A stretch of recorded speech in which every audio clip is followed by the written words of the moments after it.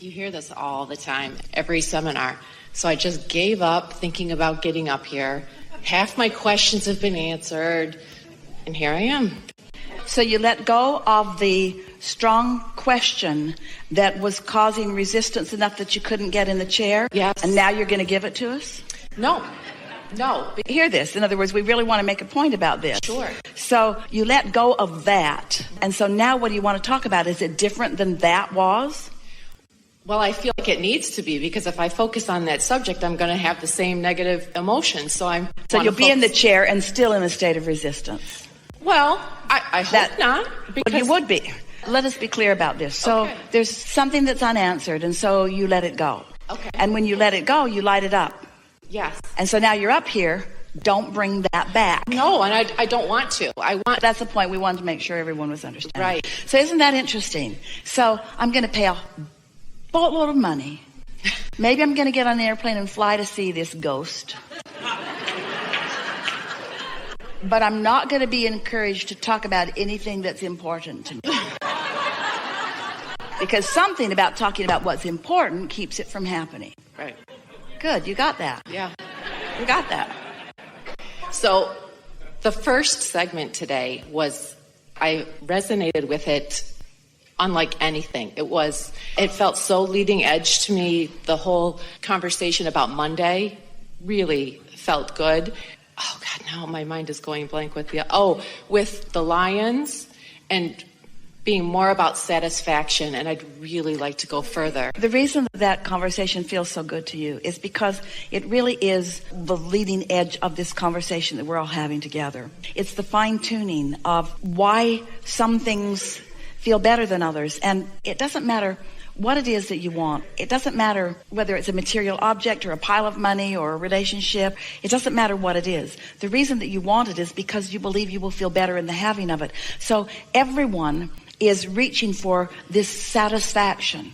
And we want to use the word satisfaction because it's a different word than you usually use when you say, I want to live happily ever after. It's a different word than you usually use when you mean success. I want success. We've been saying for a long time that success is the joy you feel. And today we're saying success is the joy you feel, or the happiness you feel, or the satisfaction that you feel. But there's something about exploring why something is more satisfying than something else is. So if for a little while, whenever you find yourself in a state of satisfaction, just stop and ask, I feel so satisfied right now.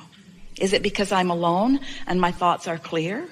Is it because of the ambience? Why does this feel so satisfying to me? And as you ask that question a couple of thousand times in the next month or two, what's going to happen to you is you're going to become consciously aware of what you're doing with the energy in the moment, which is what deliberate creation always is. What am I doing with the energy? It doesn't have anything to do with what anybody else is doing, with what anybody else has created. It doesn't have anything to do with what you've ever created, really. What am I doing with my focus right now?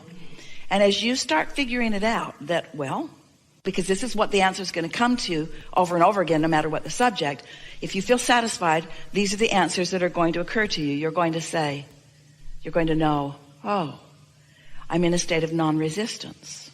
And if the satisfaction is high, I'm in a state of non-resistance, and I've been focusing enough that there's some momentum going toward the unfolding or the evolution of the expanding of my desire. My desire is growing without hindrance. That's what the feeling of satisfaction is. My desire is growing without hindrance. Can we talk more about that? That's really good. And I feel like I might have a desire, and sometimes I have, for example. One time we said to a woman, we were trying to get her to talk about what she wanted. And she wasn't coming to any of it. And then we started naming a few things. And she said, oh, I don't want that. I've already got that. I've already got that. I've already got that. Which made it evident to her and to everyone else, certainly to us, and we amplified it, is that a lot of people think that desire or wanting is only about things not yet manifested. And so you don't realize that you could focus upon a lot of things that are already in your experience with appreciation, and that causes momentum to expand, which brings more satisfaction. We've been saying to you for years that when you ask, it is given. Step 1, life causes you to ask. Step 2, source gives it to you. Step 3 is you've got to be in the receiving mode. Today we want to say to you, you've got to feel satisfied to be in the receiving mode. If you're not feeling satisfaction, you're not in the receiving mode. So could you be looking at something that you want that has not yet manifested and feel satisfaction at the same time? It's not logical to have something that you want and be looking right at the absence of it and be feeling satisfaction at the same time. But could you be focused upon anything else in the world that's easy for you to feel satisfaction about and at the same time be an allower in this moment of that? That's this new piece that you are so ready to begin applying. What causes my satisfaction? You know what your satisfaction is? Your satisfaction is being one with who you are. Your satisfaction is having no gap between you and your inner being. But your inner being, friends, your inner being has expanded so much just now. Your inner being keeps being more. You got to keep up. You got to keep up with your inner being. And do we mean you got to keep manifesting? No. You got to vibrationally keep up. You caused your inner being to expand. If you don't keep up, then you don't feel satisfaction. So satisfaction is the basis of my happiness. Satisfaction is the basis of my success. Let me call it satisfied instead of happy. And let me call it satisfied instead of successful. And let me call it satisfied instead of a manifestation. You know that feeling. Don't you know that feeling? That's nice. This feels so good. Satisfaction. Just go for satisfaction just for a little while. Sometimes people would say to us, especially in the beginning of meeting us, and they would say, "Oh, Abraham, I've been wanting so many things for a long time, and all of a sudden, bam, bam, bam, bam, bam, manifestations all over the place. It's like I was holding a rubber band back and I let go of it. Now all kinds of things are manifesting."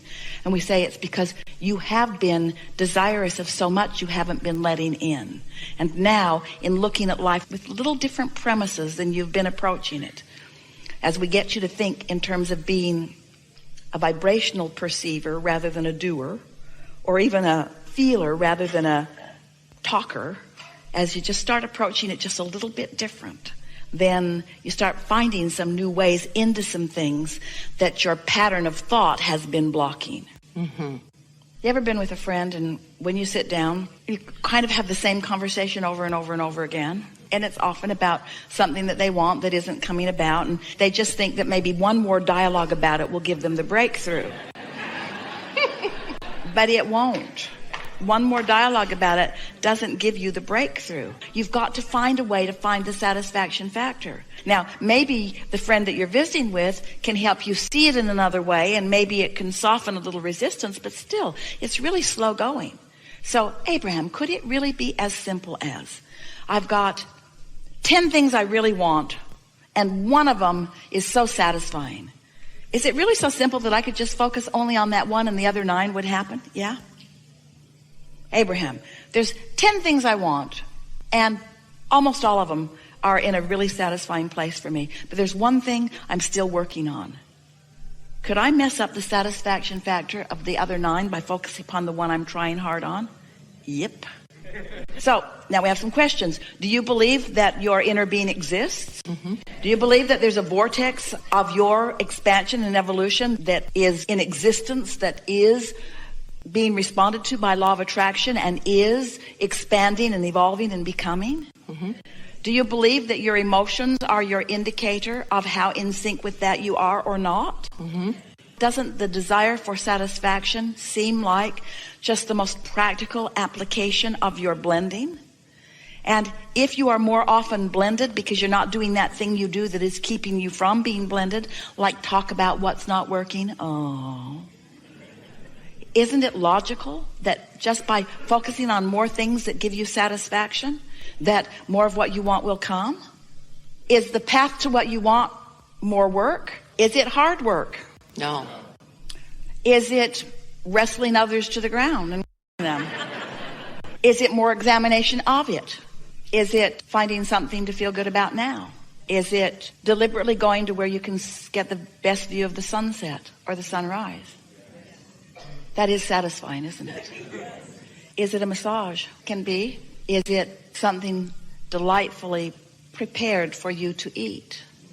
Now, you can mess all of those things up with contradictory thought, but are those things easier? Is it easier for you to feel satisfied when you're on vacation or when you're at work? We're just asking. When you're on vacation or when you're at work? Have you gone deaf? Is it easier for you to feel satisfaction when you are on vacation or when you are at work? It took a while for you to admit that. Like you thought somebody was going to walk right in the room and fire you on the spot. So what is it about vacation that is more satisfying? You feel freer? So is freedom, is you getting to choose what you do more satisfying than someone else choosing what you do? So this isn't hard, is it? It's more satisfying to be on vacation than it is to be at work. We just want to know if you know the difference between what's satisfying and what isn't. You do. So now, can you always be on vacation? Yes.